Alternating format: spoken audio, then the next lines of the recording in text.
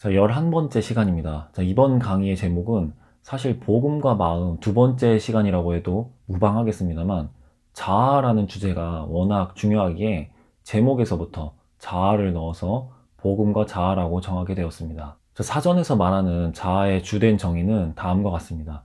자기 자신에 대한 의식이나 관념, 자기 자신에 대한 의식과 인식을 자아라고 할 수 있겠는데요. 자, 여러분은 자기 자아를 어떻게 인식하고 계십니까? 자, 쉽게 말해, 다른 사람에게 나를 어떤 사람이라고 소개하시겠습니까? 자, 한번 스스로 대답해 볼까요? 자, 나는 키가 큰 사람이야. 나는 얼굴이 커. 나는 뚱뚱해. 나는 착해. 나는 내성적이야. 나는 사람들과 쉽게 친해질 수 있는 사람이야. 등등. 나에 대해 소개할 수 있는 말이 여러 가지가 있겠죠. 자, 여러분 그러면 다소 끔찍한 상상이긴 합니다만, 자, 말 그대로 상상이니까 잠시만 한번 상상해 보겠습니다. 갑자기 지금 내가 있는 건물을 향해 미사일이 날아왔습니다. 자, 건물이 폭격을 당해 무너졌고요. 그 안에 있던 나는 건물 더미와 미사일 파편 등으로 인해서 심각한 부상을 입었지만 다행히 죽지는 않고 구조대의 도움으로 생존할 수 있게 되었습니다. 자, 건물 안에 있던 대부분의 사람들이 생명을 잃었지만 나는 간신히 생명을 건져서 감사한 상황임에는 분명했는데, 자, 그러나 마냥 감사할 수만은 없었습니다. 그 이유는 큰 장애를 입게 되었기 때문이었습니다. 자, 먼저는 팔과 다리를 모두 잃었습니다. 자, 그리고 앞도 볼 수 없게 되었습니다. 미사일의 충격으로 인해 청력도 잃어버렸고요. 말도 할 수 없게 되었습니다. 자, 한마디로 그 어떤 것을 할 수도, 볼 수도, 들을 수도, 심지어 말도 할 수 없는 그런 내가 된 것입니다. 자, 이렇게 되면 지금까지 내가 알던 자아 인식이 완전히 달라지겠죠? 자, 이때 나는 어떤 사람이라고 소개할 수 있겠습니까? 숨은 쉬고 있고 정신도 멀쩡한데 말입니다. 내가 알던 나, 주위에서 알던 나라는 사람은 분명 완전히 달라졌습니다. 자, 여러분. 자, 그런데 그거 아시나요? 사실 하나님께서 보시는 나는 본질적인 의미에서는 조금도 달라지지 않았습니다.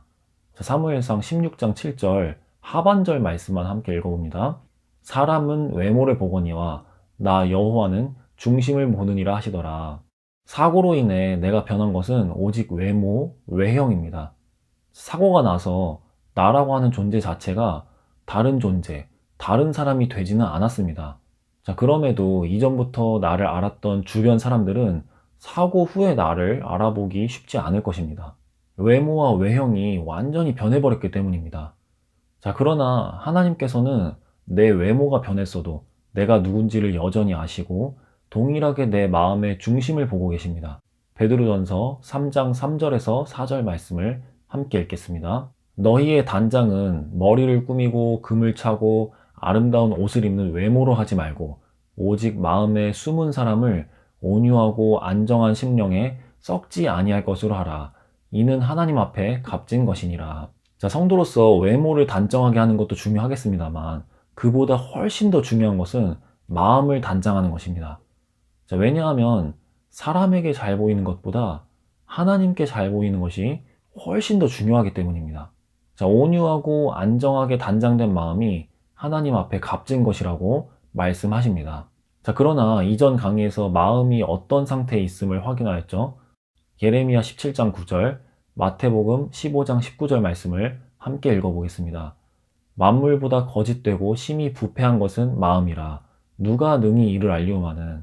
마음에서 나오는 것은 악한 생각과 살인과 간음과 음란과 도둑질과 거짓 증언과 비방이니. 복음은 우리의 마음의 근원을 새롭게 하실 수 있습니다. 자, 중요한 점은 지금까지 따르던 부패한 마음에서 비롯된 느낌과 감정에 더 이상 주목해서는 안 됩니다. 느낌과 감정에 따라 신앙생활 하는 것만큼 위험한 것도 없을 것입니다. 자, 교회 안에서도 마찰이 생기는 주된 요인은 말씀을 믿음으로 서로 사랑하고 용납하려 하기보다 느낌과 감정, 곧 나 자신, 자아에 충실하여 대립하고 다투고 분쟁을 일으키게 됩니다. 결국 파가 갈라지게 되기도 하고요. 다 느낌과 감정을 따랐을 때 나타나는 결과들입니다. 자, 부패한 마음, 느낌, 감정이 중심이 된 나 자신, 자아에 대해 예수님께서는 분명하게 어떻게 대하라고 하시는지 성경에서 보겠습니다. 자, 누가복음 9장 23절 말씀입니다. 또 무리에게 이르시되 아무든지 나를 따라오려거든 자기를 부인하고 날마다 제 십자가를 지고 나를 따를 것이니라. 세상은 자기 자신, 즉 자아를 성취하고 실현하고 강화시키라고 가르칩니다만 예수님께서는 자기를, 즉 자아를 부인하라고 가르치십니다. 자기를 부인하는 것은 어떻게 하는 걸까요? 자, 예를 들면 이런 겁니다. 이전에 느낌과 감정만을 따라서 쉽게 화내고 쉽게 죄짓던 나는 내가 아니야. 믿음으로 나는 주님께서 주신 새로운 생명이야. 자, 이런 식으로 자기 자신, 자아를 부인하라는 것입니다. 자, 부패한 마음이 중심인 자아를 부인하는 것이 예수님을 따라가는 유일한 길입니다. 자, 여러분 분명히 기억하세요. 학교에서 혹은 굉장히 믿을만해 보이고 인지도가 높은 어떤 사람이 자아를 실현하라고 가르친다든지 혹은 조회수가 100만이 넘는 영상에서 자아를 성취하고 강화시키라고 그게 성공이라고 가르치더라도요. 심지어 그것이 기독교 영상이더라도 명심하십시오. 예수님께서는 그 자아를 분명히 부인하라고 명하셨음을 꼭 기억하시길 바랍니다. 자, 요한복음 12장 25절 말씀을 함께 읽겠습니다. 자기의 생명을 사랑하는 자는 잃어버릴 것이요 이 세상에서 자기의 생명을 미워하는 자는 영생하도록 보전하리라. 이 두 갈래에서 여러분은 분명하게 선택해야 합니다. 자아를 미워하고 부인할지, 자아를 끌어안고 실현하려 할지, 즉 예수님을 따를지, 세상을 따를지. 자, 예수님과 세상의 가르침이 완전히 정반대여서요. 크고 작은 혼란이 있을 수 있습니다. 혼란을 최소화할 수 있는 유일한 방법은 성경 말씀만을 따르기로 결정하고 말씀에 집중하는 것입니다. 로마서 12장 2절 말씀을 함께 읽겠습니다. 너희는 이 세대를 본받지 말고 오직 마음을 새롭게 함으로 변화를 받아 하나님의 선하시고 기뻐하시고 온전하신 뜻이 무엇인지 분별하도록 하라. 이 세대를 본받고 세상과 부패한 내 마음이 가리키는 성공을 좇아 살며 마침내 이 세상에서 자아를 실현하고 사람들이 보기에 크게 성공을 거두는 삶은 결코 하나님께서 원하시는 삶이 아닙니다. 우리의 주님께서는 우리가 영원한 천국을 사모하며 이 땅에서는 예수님의 가르침대로 자아를 부인하고 잠시 지나가는 나그네의 삶을 살기를 원하십니다. 자, 그럼 이 자아가 도대체 뭐길래 왜 부인하라고 말씀하시는 걸까요? 자, 내 자아를 한번 묵상해 보십시오. 나에게서 선한 것이 나올 수 있다고 믿으시나요? 자아의 방향성은 오직 철저하게 나 자신입니다. 자, 오직 나밖에 모릅니다. 자, 성경의 가르침을 9글자로 요약한다면 무엇일까요? 자아 사랑의 정반대입니다. 곧 하나님 사랑, 이웃 사랑입니다. 나밖에 모르는 자아를 고스란히 가지고서 하나님과 이웃을 사랑할 수 있을까요? 불가능합니다. 자, 그래서 궁극적인 결론은 자아를 부인하라는 것입니다. 자, 그래도 저는 제 가족은 사랑하는데요. 제 강아지도 사랑해요. 자, 이렇게 말씀하실 수도 있는데요. 자, 사실 가족과 강아지를 사랑한다고 하는 것도 자아로서 사랑한다는 것은 그 사랑의 기반이 자아가 되어서 실상은 자아 사랑, 즉 자기 사랑의 연장선입니다. 자, 그 사랑의 대상에 자아가 묻어 있는 거죠. 자아의 기준에 마음에 들 때까지만입니다. 자, 어느 순간 자아의 마음에 안 들게 되면 그렇게 사랑한다던 강아지를 버리게 되는 일도 일어나고요. 가족 간의 법적인 분쟁, 이혼, 폭력, 살인까지도 일어납니다. 자, 자아 사랑을 분명하게 부인하고 경계하시길 바랍니다. 하나님의 사랑만이 유일하고 진정한 사랑입니다.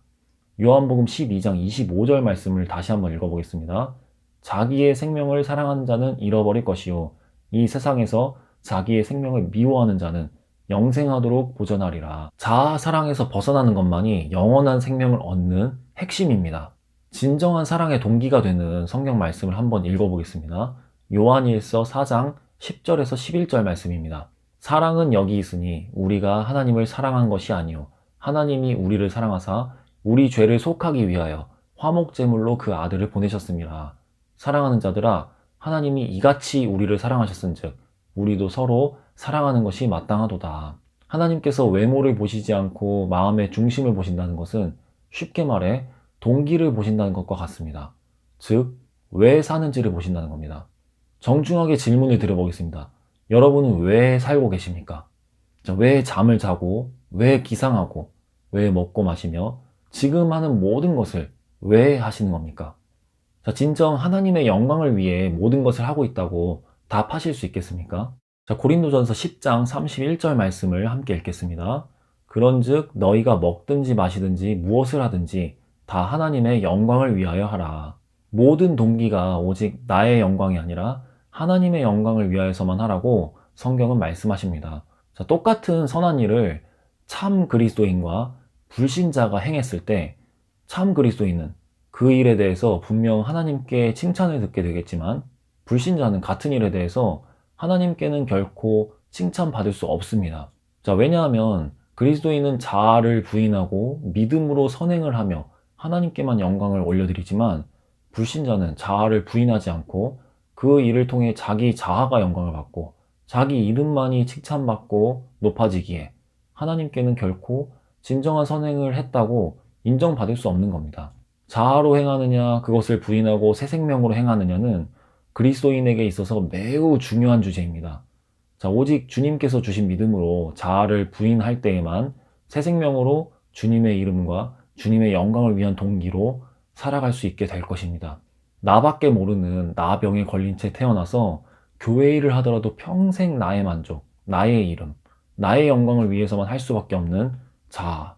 늘 나만 사랑받기 원하고 누가 나 무시하나 안 하나 다른 사람이 날 어떻게 생각하나 항상 매어서 종로로 타는 자아. 그것이 곧 병든 마음이 중심이 된 병든 자아입니다. 이 병은 확실히 불치병입니다. 세상에 어떤 사람도 그 어떤 의술로도 이 병을 고칠 수가 없습니다. 모든 자아는 확실히 나밖에 모르는 나병에 걸려 있습니다. 나병에 걸린 병든 자아는 부패한 마음이 중심이 된 부패한 생명에 잘못된 정보들과 잘못된 믿음들이 더해져서 형성됩니다.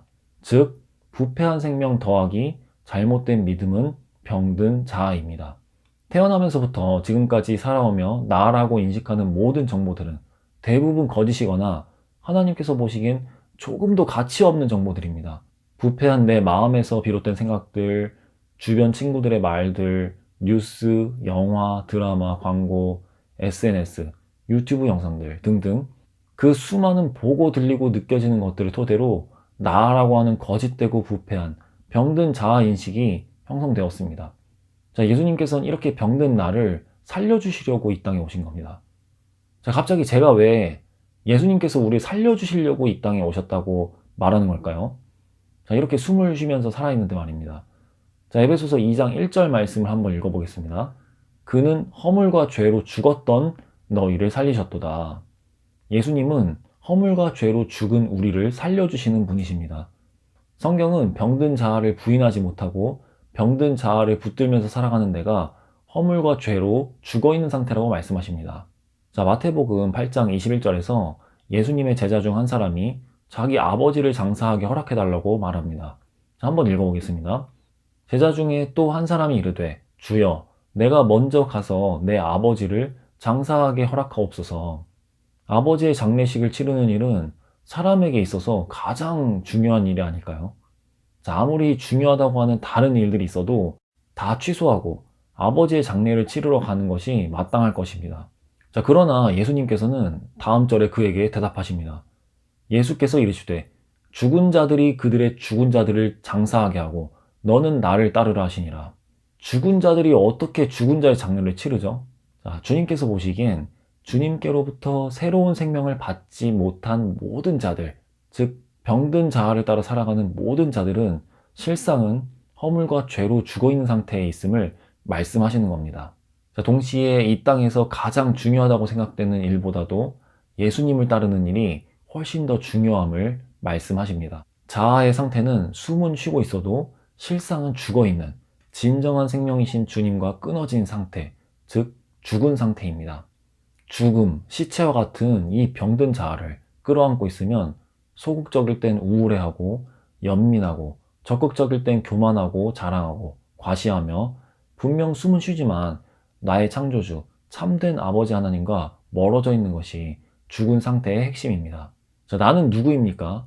그저 나밖에 모르는 나병 환자, 죄인일 뿐임이 분명한 결론입니다. 내가 누구인지 파헤치면 마치 무덤을 파헤치는 것과 같습니다. 시체와 구더기, 뼈밖에 없습니다. 하나님과 이웃을 조금 더 사랑할 수 없으며 나만 사랑하고 자아를 연민하거나 교만할 수밖에 없는 병든 자아가 곧 나입니다. 철저하게 구원이 필요한 상태입니다. 자, 이 병든 자아에서 그 누구도 구원자 없이는 결코 벗어날 수 없습니다. 그 어떤 의지력 강한 사람이라 할지라도 나 자신에게서 벗어날 수 있을까요? 자살하면 벗어날 수 있을까요? 그것은 더 영원한 미해결로 빠져드는 길입니다. 그러기에 이런 시체와 같은 병든 나를 구원하시기 위해 예수님께서 이 땅에 오셔야만 했습니다. 병든 자아에서 해방시키시려고. 자, 그렇다면 우리가 해야 할 질문은 무엇입니까? 계속 무덤을 파헤치듯이 나는 누구냐고 질문하며 병든 자아 인식대로만 계속해서 자기소개를 하시겠습니까? 질문이 근본적으로 바뀌어야만 합니다. 나는 누구인가가 아니라 나는 누구의 것인가입니다. 그래서 자기소개를 할 때도 근본적으로는 나는 이런 사람입니다가 아니라 나는 누구의 것입니다 라고 소개하는 것이 성도에게는 적절할 것입니다. 고린도전서 6장 19절에서 20절 말씀을 함께 읽어보겠습니다. 너희 몸은 너희가 하나님께로부터 받은 바 너희 가운데 계신 성령의 전인 줄을 알지 못하느냐. 너희는 너희 자신의 것이 아니라 값으로 산 것이 되었으니 그런즉 너희 몸으로 하나님께 영광을 돌리라. 자, 그리고 신약 성경의 주요 인물들의 자아 인식과 자기 소개를 살펴보겠습니다. 그들이 편지에 앞서 자기를 누구라고 소개하는지 보겠는데요. 자, 로마서, 야고보서, 베드로후서, 유다서의 1장 1절 앞부분만 함께 읽어보겠습니다. 예수 그리스도의 종 바울은 하나님과 주 예수 그리스도의 종 야고보는 예수 그리스도의 종이며 사도인 시몬 베드로는 예수 그리스도의 종이요 야고보의 형제인 유다는. 자, 그리스도는 메시아, 구원자라는 뜻입니다. 자, 다른 사람이 그들을 소개할 때가 아니라 자기가 자기 자신을 소개할 때 하는 말이었습니다. 당시 영적인 권위가 있던 인물들이었음에도 자신을 예수 그리스도의 종이라고 소개합니다. 이 세상과 자아를 기준으로만 소개한다면 나는 어디 소속으로 어떤 권위가 있는 인물이라며 자아를 내세웠을 것입니다. 자, 그러나 그들은 철저히 그런 교만한 자아를 부인합니다. 예수님을 철저히 주인으로 모시고 예수님 앞에서 철저히 낮추는 것. 이것이 초대교회 당시 깨어있는 지도자들의 자아 인식이었습니다. 나는 예수 그리스도의 종입니다. 세상 사람들은 흔히 너 내가 누구인 줄 알아? 이러면서 싸우고 다툽니다. 자아로 살면 반드시 다툼과 분란이 생깁니다. 여러분이 정말 예수님을 끝까지 따라가기를 원하신다면 지금 자아 인식을 예수님 안에서 새롭게 하십시오. 저는 안 믿어지는 걸 어떻게 해요? 믿어지면 그때 가서 믿겠어요. 자, 이런 태도는 완고함입니다. 히브리서 3장 15절 말씀입니다. 성경에 일렀으되 오늘 너희가 그의 음성을 듣거든 경노하시게 하던 것 같이 너희 마음을 완고하게 하지 말라 하였으니. 완고한 마음을 버리고 여러분이 지금 이 복음을 들으셨다면 그 복음에 걸맞은 선택을 해야만 합니다. 여호수아 24장 15절 말씀을 함께 읽겠습니다. 만일 여호와를 섬기는 것이 너희에게 좋지 않게 보이거든 너희 조상들이 강 저쪽에서 섬기던 신들이든지 또는 너희가 거주하는 땅에 있는 아모리 족속의 신들이든지 너희가 섬길 자를 오늘 택하라. 오직 나와 내 집은 여호와를 섬기겠노라 하니. 너희가 섬길 자를 오늘 택하라. 여러분, 오늘, 지금 여러분이 섬길 분을 택하십시오. 자, 이제 여러분이 직접 실제로 대답해 보세요. 여러분은 누구의 것입니까? 여러분의 주인은 누구십니까? 저 역시 대답해 본다면 저는 하나님의 것이고 제 주인은 오직 영원히 예수 그리스도이십니다.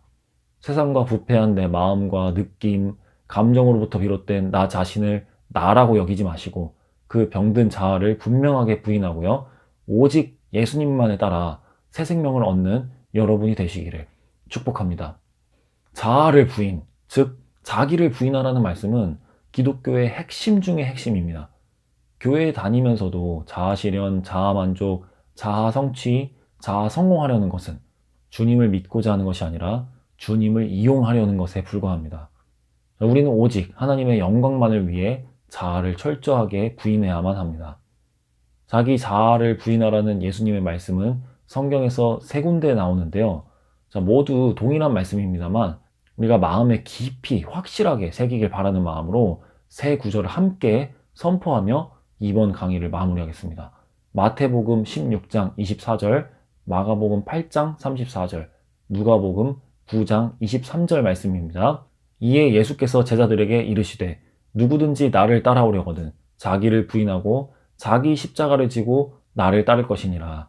무리와 제자들을 불러 이르시되 누구든지 나를 따라오려거든 자기를 부인하고 자기 십자가를 지고 나를 따를 것이니라. 또 무리에게 이르시되 아무든지 나를 따라오려거든 자기를 부인하고 날마다 제 십자가를 지고 나를 따를 것이니라. 아멘.